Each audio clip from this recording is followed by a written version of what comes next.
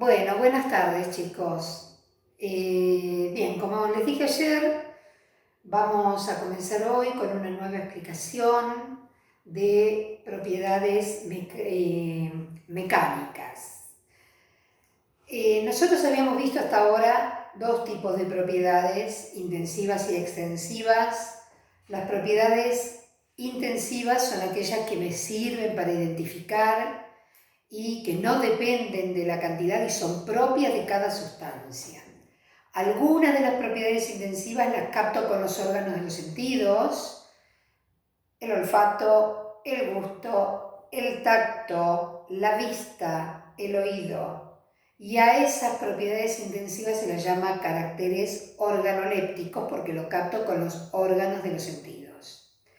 Hay otras propiedades intensivas también que se miden en el laboratorio y se llaman propiedades experimentales. Dentro de las intensivas son experimentales. ¿Por qué experimentales? Porque tengo que medirlas en el laboratorio, tengo que experimentar en el laboratorio para poder medirlas. Estas propiedades experimentales son el punto de fusión, el punto de ebullición, el punto de solidificación, que es la temperatura a la cual un material funde, es decir, se transforma de sólido en líquido, o ebulle, se transforma de líquido en gaseoso, o solidifica, se transforma de líquido en sólido. Hoy vamos a hacer, también vimos ayer, propiedades mecánicas, las propiedades extensivas. Las propiedades extensivas son aquellas que sí dependen de la cantidad y que se miden pero no sirven para identificar, como por ejemplo el volumen que se mide en litros, en mililitros, la masa que se mide en gramos o en kilogramos, o las medidas de longitud como son el largo, el ancho. Miren, por ejemplo, si yo tengo un objeto como este, que es un control remoto, el largo sería esta parte de acá.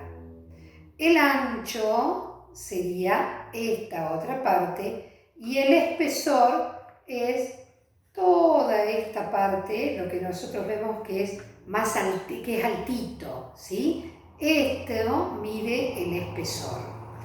Y cuando medimos el diámetro, se mide para una circunferencia. Esto es una circunferencia.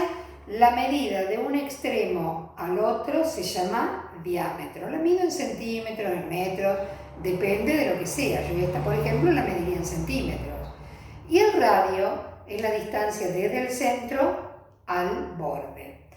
Esas medidas, que las hago en centímetro, en metro, en kilómetro, dependiendo de lo que yo mida, son propiedades extensivas.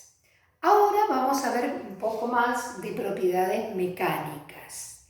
Las propiedades mecánicas pueden ser varias, son 7 en realidad: dureza, fragilidad, tenacidad, plasticidad, elasticidad, ductilidad y maleabilidad. Bien, vamos a ver de qué se trata cuando nosotros hablamos de dureza. Dureza es aquella capacidad que tiene un material de rayar, por ejemplo, a otro. No todos los materiales son igualmente duros o igualmente blandos. Hay una escala de durezas que va de 0 al 10, se llama escala de Mohs, y le da el valor de 0 a los más blandos y va aumentando el valor hasta llegar al valor de 10, que es el material más duro de todos. El más duro de todos es el diamante. Esto no es un diamante, ¿no? Esto es de plástico, pero ustedes seguramente lo identificarán con una forma parecida a esta. Y el diamante tiene la particularidad de rayar a todos los materiales. Sí, yo me lo marco acá: rayo esto, rayo el plástico, rayo la madera, rayo la pared, rayo el cemento, rayo... Todo se raya con el diamante, porque es el material de máxima dureza. De ahí para abajo hay materiales más duros, menos duros, algunos son rayados por algunos materiales y no por otros. Por ejemplo, Yo con la uña puedo rayar una hoja de papel, es decir, que el papel es un material blando, pero con la uña no puedo rayar una madera dura, por ejemplo. Hay maderas que a lo mejor, ejerciendo mucha presión, sí la puedo marcar, pero otras que son muy duras y no la puedo marcar por más que le pase la uña, ¿sí? U otro material un poco más duro. Por eso el ejemplo que tienen acá es el del diamante, porque el diamante es el más duro de todos. La otra propiedad es la de la fragilidad. Bien, no hay mucho que explicar acá. Los materiales de vidrio, por ejemplo, son materiales frágiles, materiales que no se deforman, no se aplastan, no se abollan, sino que directamente se rompen. Si a mí se me cae un objeto de otro material, un plástico por ejemplo, puede deformarse, pero no romperse. En cambio el vidrio se triza, se rompe fácilmente, por eso es frágil. La otra propiedad es la tenacidad. La tenacidad es la propiedad que tienen de ser resistentes a los golpes. ¿Y cuál es un material tenaz? Este que está acá arriba, en la cabeza del martillo, el acero. El acero yo lo puedo utilizar para muchas cosas, pero entre otras cosas, ¿por qué lo elijo para la cabeza del martillo? Porque yo puedo golpear cualquier material que el acero no se va a romper, porque ni se va a deformar incluso, porque es un material que tiene tenacidad. Y si se deforma con el uso prolongado y sostenido.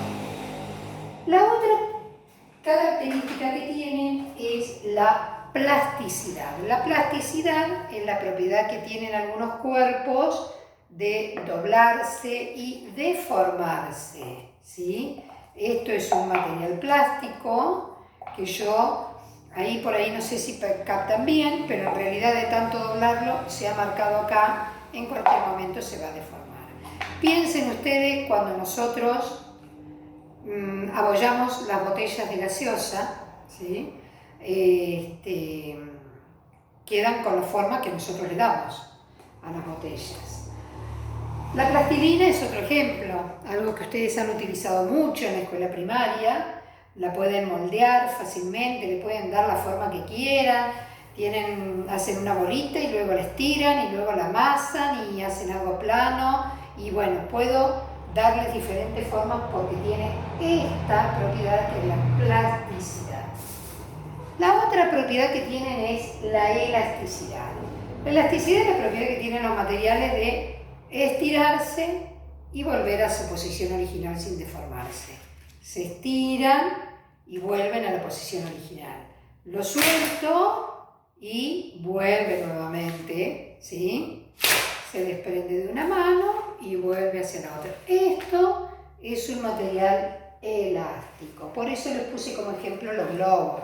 Es una bandita elástica de las que se usan en el gimnasio, pero los globos están hechos con el mismo material, que es el látex. Bien, la otra propiedad que tienen ustedes es la ductilidad. A ver a dónde lo dejé. Acá. Y acá abajo en el piso. Bien. Los materiales dúctiles y maleables son generalmente los metales. Nosotros acá tenemos un alambre, ¿sí? Será de aluminio. No entiendo mucho de qué se hacen los alambres estos.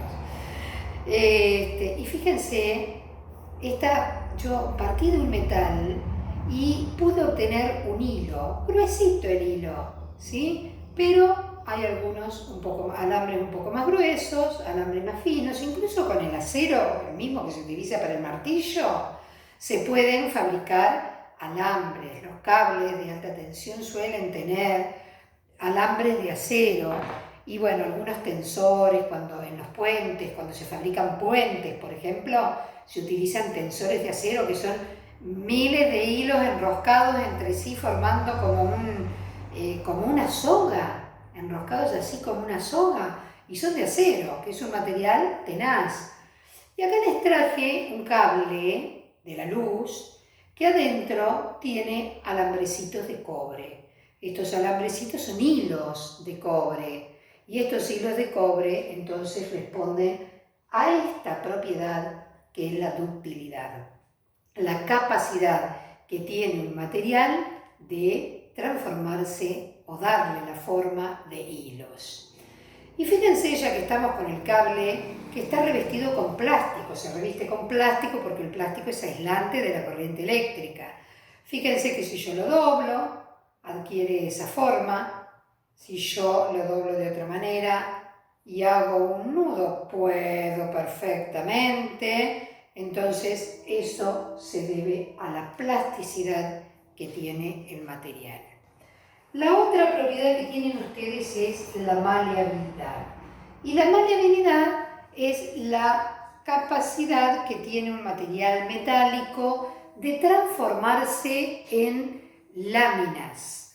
Por ejemplo, acá tengo una planchuelita de metal, es una laminita que se la obtuvo de uno de los metales.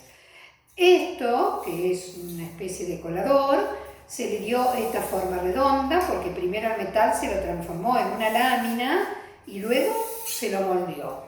Y hay algunos mucho más finos, como por ejemplo el papel de aluminio que utilizo para hacer la comida, que también lo puedo doblar. Al metal, que es el aluminio, se lo transformó en algo muy finito que hasta se corta fácilmente con la mano, que es el papel aluminio. Muy bien, estas son las propiedades que a mí me permiten definir si un material es apto para usarlo para fabricar algunos objetos o no, y forman parte del grupo de propiedades de los materiales. Muy bien, esto ha sido todo por hoy. Nos encontraremos en una próxima clase para ver algún otro tema o alguna actividad.